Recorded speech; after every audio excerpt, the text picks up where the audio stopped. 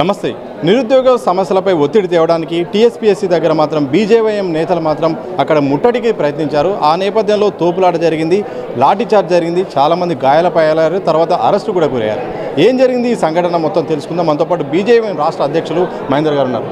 అసలు చాలా తోపులాట జరిగింది, పెద్ద విధ్వంసం జరిగింది. ఏం జరిగింది ఆ నేపథ్యంలో పోలీసులు అంతగా దాడి చేయడానికి కారణం ఏంటి? ఈరోజు తెలంగాణ రాష్ట్రంలో భారతీయ జనతా యువమోర్చా కార్యకర్తలపైన దాడి అనేది చాలా అవమానించం. ముఖ్యంగా మేమేమి భారతీయ జనతా పార్టీ కార్యకర్తల కోసమో భారతీయ జనతా పార్టీ యొక్క విధానాల కోసమో మేము ఎక్కడ కూడా పోరాటం చేయలేము.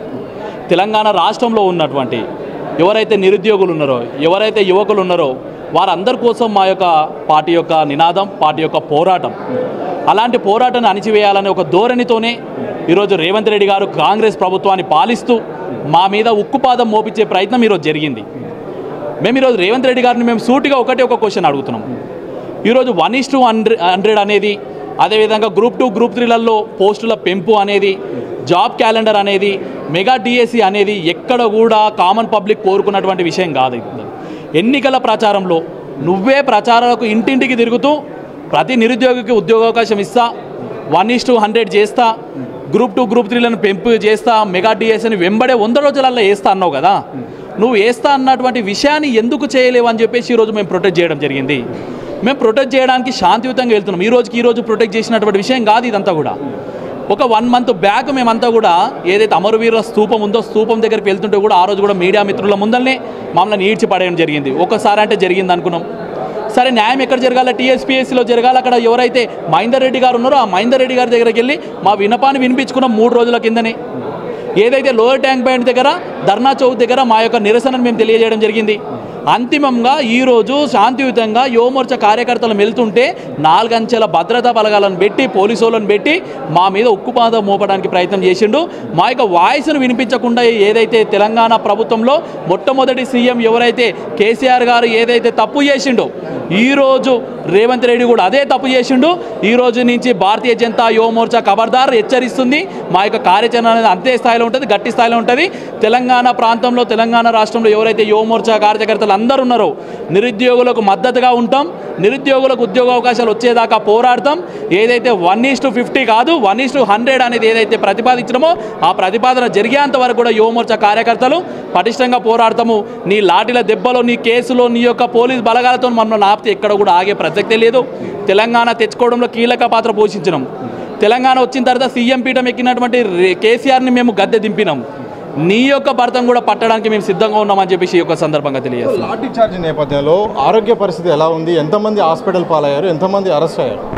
లాఠీ చార్జ్ అనడం కంటే పోలీసు వాళ్ళు చాలా తెలివిగా లాఠీలకు పని చెప్పడం కంటే వారి యొక్క చేతులకు పని చెప్పడం జరిగింది. మేము చెప్తున్నాం కదా, అత్యుత్సాహంగా ప్రదర్శించి మా యొక్క కార్యకర్తలను అతలకుతలం చేసి తాడ్లు పెట్టి మహిళా కార్యకర్తలను కూడా చూడకుండా మా మీద అమానుషంగా ఎక్కడికక్కడ ఒత్తిడి తెచ్చి మమ్మల్ని అందరూ కూడా పోలీసులతో ప్లాన్గా మా మీద యొక్క దాడి చేయడం జరిగింది. ఈరోజు 4 హాస్పిటల్లో జాయిన్ కావడం, అందులో ఒక మహిళ ఉండడం అంత అవసరం లేదు. మేము అడిగినటువంటి విషయం ఏంది? నువ్వు ఇచ్చినటువంటి హామీలేనే కదా మేము అడుగుతున్నాము. నీకు చేత కాకపోతే గద్దె దిగిపో, పరిపాలన చేత కాకపోతే గద్దె దిగిపో అని చెప్పేసి ఈరోజు మేము కోరుకోవడం జరుగుతుంది.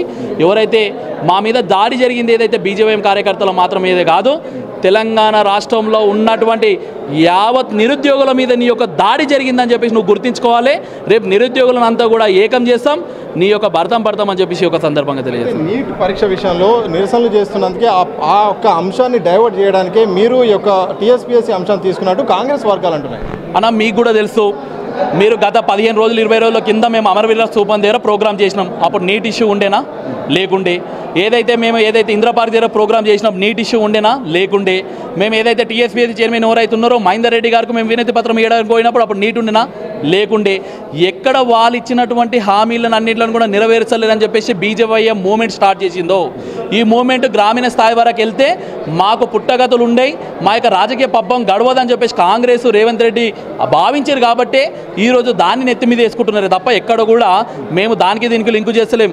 అయినా కానీ భారతీయ జనతా పార్టీ జాతీయ నాయకత్వం నీట్ విషయంలో జరిగినటువంటి తప్పులను అన్నింటిని కూడా ధైర్యంగా, నిజాయితీగా ఎవడైతే తప్పులు చేశారో వాళ్ళు శిక్షించాలని చెప్పి ఒక కమిటీని వేసి ఎంక్వైరీని చేసింది. అది భారతీయ జనతా పార్టీ అంటే 15,000 మందికి దాదాపుగా ఎగ్జామ్ పెట్టడానికి రెడీ అవుతుంది. ప్రైమరీ ఇన్ఫర్మేషన్ మొత్తం కూడా గ్యాదర్ చేసి ఎవరైతే తప్పులు చేసిరో వాళ్ళ మీద కఠినమైన చర్యలు తీసుకోవడానికి ప్రయత్నం చేస్తున్నాం. దానికి దీనికి లింకు పెట్టడం ఏంది? నువ్వు నీ దగ్గర ఉన్నటువంటి కొంతమందికి ఎమ్మెల్సీ రాజ్యసభ సభ్యులు ఇచ్చి, అదేవిధంగా ఎవరైతే తీన్మార్ మల్లన్నలో ఆయనకు ఎమ్మెల్సీ పదవులు ఇచ్చి నువ్వు ఈ యొక్క ఉద్యమాన్ని డైవర్ట్ చేసే ప్రయత్నం చేస్తున్నావు. ఎన్నికల ప్రచారం నువ్వు ఏవేవైతే తిరిగి చేసినావో వాటికి ముందు సమాధానం చెప్పు. వాటికి ముందు సమాధానం చెప్పే నైతిక బాధ్యత నీ మీద ఉంది.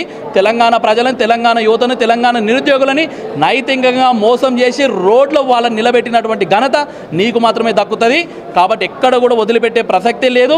ఈరోజు మా మీద చేసినటువంటి దాడి ఏదైతుందో అది ఖచ్చితంగా ప్రీ ప్లాన్గా జరిగినటువంటి విషయమే. మేము దీన్ని చూస్తూ ఊరుకోం. ఇప్పుడే మా రాష్ట్ర అధ్యక్షులు కిషన్ రెడ్డి అన్న గారితో, అదేవిధంగా మా అధినాయకంతో అందరితో కూడా మాట్లాడి జరిగింది. మా కార్యాచరణ సీరియస్గా ఉంటుందని చెప్పేసి ఈ సందర్భంగా తెలియజేస్తున్నాం. మొత్తంగా గతంలో నిరుద్యోగుల విషయంలో కేసీఆర్ ఎలా చేశారో రేవంత్ రెడ్డి సర్కారు కూడా అలాగే చేసింది. నిరుద్యోగుల సమస్యలు ప్రస్తావించినందుకే ఈరోజు లాఠీ చార్జ్ చేసి మమ్మల్ని ఇబ్బంది పెట్టారు. ఎట్టి పరిస్థితుల్లో మాత్రం వెనక్కి తగ్గలేదు. ఏదైతే గ్రూప్ సంబంధించిన వాళ్ళైతే నిరుద్యోగుల జాబ్ క్యాలెండర్ విషయంలో మాత్రం ప్రభుత్వం పూర్తిగా స్పందించేదాకా వాళ్ళకి న్యాయం జరిగేదాకా బీజేవైఎం పోరాడుతుందని కూడా బీజేవైఎం రాష్ట్ర అధ్యక్షుడు మహేందర్ చెప్తున్న సందర్భం మాత్రం కనిపిస్తూ ఉంది. కెనపర్సన్ సంతోష్, సతీష్, దిశ టీవీ, హైదరాబాద్.